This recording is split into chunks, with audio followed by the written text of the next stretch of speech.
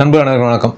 இந்த வீடியோவில் நம்ம என்ன பார்க்க போகிறோம் அப்படின்னு பார்த்தீங்கன்னா, என்னதான் அமெரிக்கா இந்தியா மேலே வந்து மிகப்பெரிய ஒரு டேரிஃபை போட்டிருந்தாலும், நம்மளோட வளர்ச்சியை தடுக்கணும் முயற்சி பண்ணாலும், இந்திய கவர்மெண்ட் அவ்வளோ சீக்கிரம் அதை விட்டு கொடுக்குற மாதிரி இல்லை.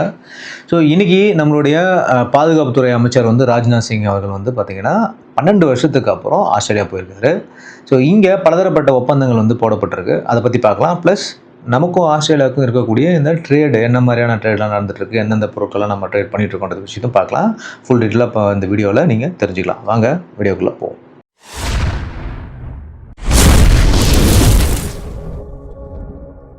இப்போ நம்ம விஷயத்துக்கு வரோம். நம்ம இந்திய பாதுகாப்புத்துறை அமைச்சர் ராஜ்நாத் சிங் அவர்கள் வந்து 12 வருஷத்துக்கு அப்புறம் வந்து பார்த்திங்கன்னா ஆஸ்திரேலியாவுக்கு வந்து ஒரு ஃபஸ்ட் டைம் விசிட்டை வந்து பண்ணியிருக்காரு. இந்த விசிட்டு இந்தியா ஆஸ்திரேலியா உறவில் ஒரு நெக்ஸ்ட் லெவலில் கொண்டு போயிருக்கு அப்படின்னு சொல்கிறாங்க.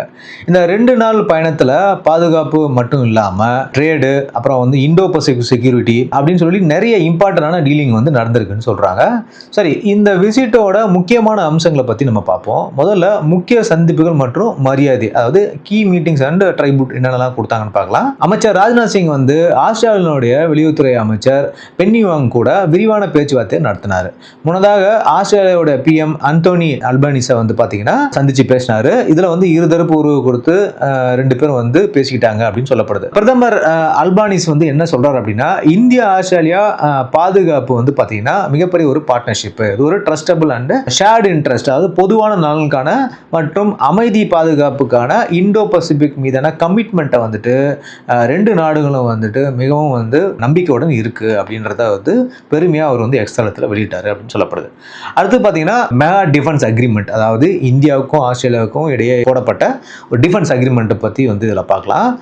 பாதுகாப்புத்துறை தான் இந்த விசிட்டுடைய மிகப்பெரிய ஹைலைட்டாகவே வந்து பார்க்கப்படுது. துணை பிரதமர் மற்றும் பாதுகாப்புத்துறை அமைச்சர் ரிச்சர்ட் மார்வல்ஸை வந்து பார்த்தீங்கன்னா ராஜ்நாத் சிங் வந்து ஒரு ப்ரொடக்டிவ் மீட்டிங்காக வந்து நடந்துச்சு அப்படின்னு சொல்றாரு. பேச்சுவார்த்தையில் வந்து டிஃபென்ஸ் இண்டஸ்ட்ரி, அப்புறம் வந்து சைபர் டிஃபென்ஸ், அப்புறம் வந்து பார்த்தீங்கன்னா மேரிடைம் செக்யூரிட்டி, அதாவது கடலோர பாதுகாப்பு மற்றும் ரீஜனல் சேலஞ்சஸ், அதாவது பிராந்திய சவால்கள் பற்றி முழுமையாக வந்து ஒரு ரிவ்யூவை வந்து பண்ணாங்க அப்படின்னு சொல்றாங்க. சரி, இதில் கையெழுத்தான முக்கிய ஒப்பந்தங்கள்லாம் என்ன அப்படின்னு நம்ம பார்ப்போம். ஃபர்ஸ்ட் வந்து பார்த்தீங்கன்னா சப்மரைன் ரெஸ்கியூ சப்போர்ட், அதாவது கடலுக்கடியில் விபத்தில் சிக்கக்கூடிய சப்மரைன்களை வந்து காப்பாற்றுவது மற்றும் ஒத்துழைப்புக்கான ஒரு லேண்ட்மார்க் ஒப்பந்தம் வந்து கையெழுத்தாயிருக்கு அப்படின்னு சொல்லப்படுது நமக்கும் ஆஸ்திரேலியாவுக்கும். அதுக்கப்புறம் பார்த்தீங்கன்னா ஏர் டு ஏர் ரீஃபியூலிங், அதாவது நடுவானில் விமானங்களை எரிபொருள் நிரப்பும் வசதி, இதன் மூலம் நீண்ட தூரம் பறக்கும் ஆபரேஷன் கேப்பபிலிட்டியை இன்க்ரீஸ் பண்ண முடியும் பார்க்கப்படுது. இது வந்து என்னன்னா 2 நாடுகளுக்குமே வந்து இந்த அக்ரிமெண்ட் போடப்பட்டிருக்கு.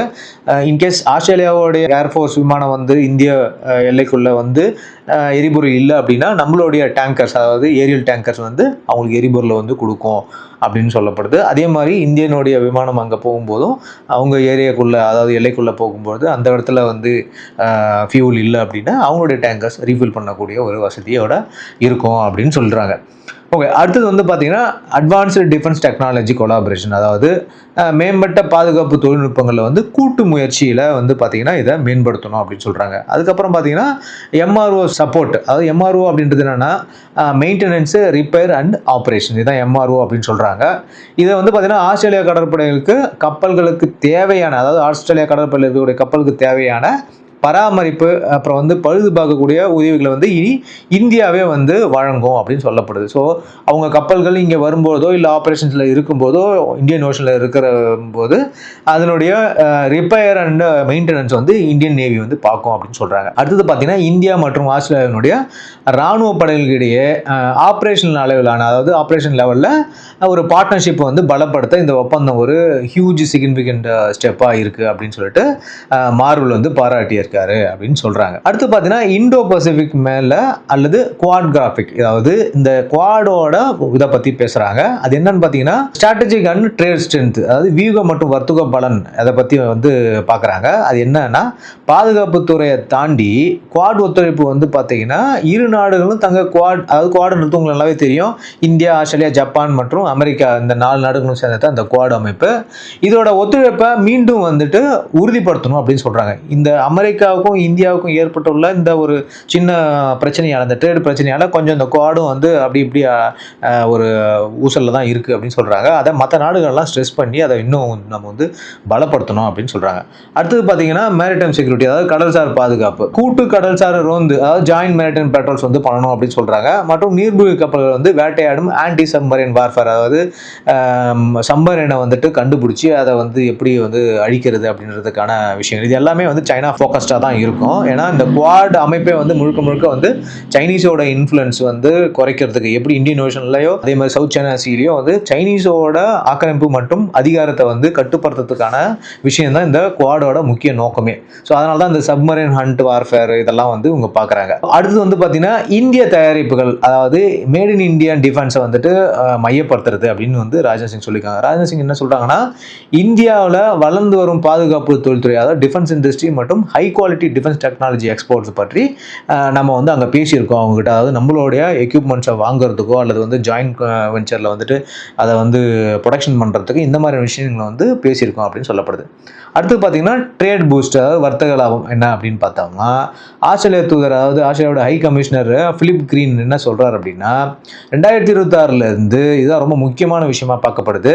2026 இந்திய பொருட்களுக்கு ஆஸ்திரேலியாவில் டேரிஃப் முழுமையாக நீக்கப்படும் அப்படின்னு சொல்கிறாங்க. அதாவது 0 டேரிஃப் வந்து கொடுக்குறாங்க. ஒரு பக்கம் அமெரிக்கா 100% டேரிஃப் இருக்குது, இன்னொரு பக்கம் வந்து இந்தியா மற்ற நாடுகள் கூட ஃப்ரீ ட்ரேட் அக்ரிமெண்ட்டை போட்டுட்ருக்கு. ஆல்ரெடி யூகே கூட போட்டிருக்கோம், அதே மாதிரி இப்போ ஆஸ்திரேலியா கூட போட்டிருக்கோம். இது வந்து இருதரப்பு வர்த்தகத்துக்கு ஒரு ஹிஸ்டாரிக் பூஸ்டாக பார்க்குறோம் அப்படின்றதையும் அவர் வந்து சொல்லியிருக்காரு. இப்போ இந்த 2 நாடுகளுக்கும் இடையிலான மொத்த வர்த்தக மதிப்பு என்னவா இருக்கு, குட்ஸ் அண்ட் சர்வீஸ் வந்து எப்படி வளர்ந்துருக்கு அப்படின்றத பார்க்கலாம். ஒரு சின்ன புள்ளி வரும். 2020 நான் வந்து ஒரு டேட்டா கொடுத்துருக்கேன் உங்களுக்கு. 2020 ஃபிஸ்கால் இயரில் அப்படின்னு பார்த்தீங்கன்னா, அதாவது இசிடின்றது ஒன்றும் கிடையாது, அது ஒரு ஃப்ரீ ட்ரேட் அக்ரிமெண்ட் தான். ஒரு நாட்டுக்கு தகுந்த மாதிரி அது பேரை மாற்றிருக்காங்க. ஸோ மொத்த வர்த்தகம் வெறும், அதாவது 2019-20 total trade between India and Australia பார்த்தீங்கன்னா 12.64 பில்லியனாக தான் இருந்துச்சு. இது ஒரு பேஸ் லைன் தான், அப்படி அதாவது ஸ்டார்ட் பண்ணுறதுக்கே ஒரு பேஸ் லைனாக இருந்துச்சு. ஆனால் 2020-21 கொரோனா டைமில் வந்து பார்த்தீங்கன்னா சரக்குகள் மட்டும் பார்த்தா எவ்வளோனா 12.2 பில்லியனுக்கு வந்து கொஞ்சம் குறைஞ்சி தான் இருந்துச்சு. கொரோனா டைமில் பெரிய சேல்ஸும், அதாவது எக்ஸ்போர்ட்டும் கிடையாது, இம்போர்ட்டும் பெருசாக கிடையாது அப்படின்றது தான் உண்மை. ஆனால் இந்த இசிடிஏ சைன் பண்ணதுக்கப்புறம், அதாவது ஃப்ரீ ட்ரேட் அக்ரிமெண்ட் எப்போ சைன் பண்ணாங்கன்னா 2022-2023 ஃபிஸ்கல் இயரில் சைன் பண்ணாங்க. அப்போ இந்த சரக்குகள் வந்து பார்த்தீங்கன்னா, அதாவது வர்த்தகம் எவ்வளோ ஆச்சுன்னா $US மதிப்பில் 26 பில்லியனுக்கு வந்துட்டு பார்த்தீங்கன்னா அதிகமாகிடுச்சு அப்படின்னு சொல்லப்படுது. இது ஒரு பெரிய பாய்ச்சல் தான், அதாவது ஹையஸ்ட் ஜம்பாக வந்து பார்க்கப்பட்டதுன்னு சொல்கிறாங்க. அதுக்கப்புறம் 2023-24க்கான மொத்த வர்த்தக மதிப்பு பார்த்தீங்கன்னா $24.10 பில்லியன் இருந்துச்சு. 2024 கேலண்டர் இயரில் பார்த்தீங்கன்னா ஆஸ்திரேலியாவுடைய மொத்த எக்ஸ்போர்ட்ஸ், அதாவது சரக்கு மற்றும் சேவை வந்து இந்தியாவுக்கு 35.5 பில்லியனை வந்து பதிவு செஞ்சுருக்காங்க அப்படின்னு சொல்லப்படுது. இந்த புள்ளிவிவரங்கள் வந்து பார்த்தீங்கன்னா கொஞ்சம் குழப்பமாக தான் இருக்கும். ஏன் அப்படின்னு பார்த்தீங்கன்னா, ஆஸ்திரேலியாவுடைய ஃபிஸ்கால் இயர் வந்து வேறு, நம்மளுடைய கேலண்டர் இயர் வந்து வேறு. இதனால் கொஞ்சம் மாற்றி இருக்கலாம் அந்த டேட்டா. ஆனால் ஒட்டுமொத்தமாக பார்த்தோம் அப்படின்னாக்கா மிகப்பெரிய அளவில் ட்ரேட் பூஸ்ட் வந்து நமக்கும் ஆஸ்திரேலியாவுக்கும் இடையே நடந்திருக்கு அப்படின்னு தான் சொல்லப்படுது. சரி, இந்த முக்கிய பிரிவில், அதாவது கீ ட்ரேட் செக்டர்ஸ் என்ன அப்படின்றத பார்க்கலாம். எந்தெந்த பொருட்கள்லாம் அதிகமான வர்த்தகம் ஆகுதுன்றதை நம்ம பார்ப்போம். இந்த டேபிளர் காலத்தை பார்த்தீங்கன்னா உங்களுக்கு தெளிவாக புரியும். ஸோ இப்போ வந்து ட்ரேட் ஃப்ளோ நம்ம பார்க்குறோம். ட்ரேட் ஃப்ளோவை பொறுத்த வரைக்கும் பார்த்தீங்கன்னா, ஆஸ்திரேலியா இங்கே எக்ஸ்போர்ட் பண்ணுறது, அதாவது இந்தியா வந்துட்டு ஆஸ்திரேலியாவிலேருந்து இம்போர்ட் பண்ணுறதுன்னு வச்சுக்கோங்க. ஸோ இது என்னென்னலாம் நம்ம இம்போர்ட் பண்ணுறோம் அப்படின்னு பார்த்தீங்கன்னா, கோல் பண்ணுறோம், அதாவது கோல்னால் உங்களுக்கு தெரியும், இதுதான் நிலக்கரி. அப்புறம் மினரல் ஆயில்ஸ் நம்ம பண்ணுறோம். அதுக்கடுத்து பார்த்தீங்கன்னா ஃபியூல் அப்புறம் இறக்குமதி பண்ணுறாங்க.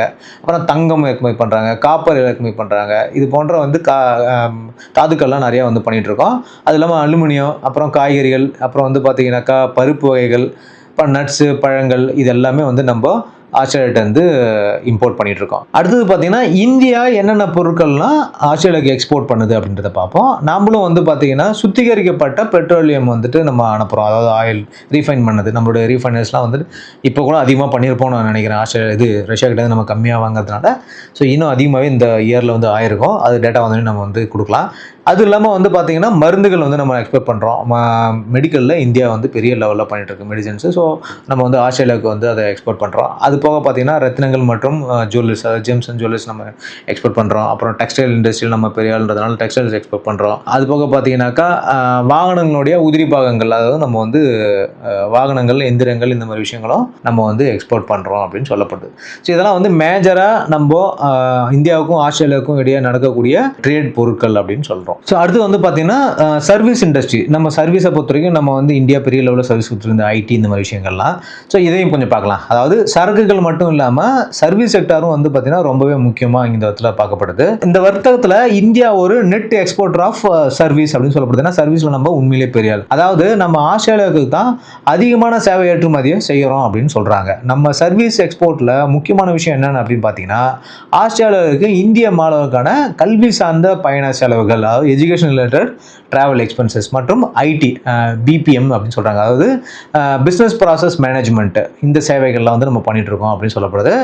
ஆஸ்திரேலியா இந்தியாவுக்கு எக்ஸ்போர்ட் பண்ணுறது என்ன அப்படின்னு பார்த்தீங்கன்னா ட்ராவல் சர்வீஸ் வந்து அவங்க கொடுக்குறாங்க. முக்கியமாக இது வந்து ஒரு இடம் பிடிக்குது இந்த ட்ராவல் சர்வீஸ் அப்படின்னு சொல்லப்படுது.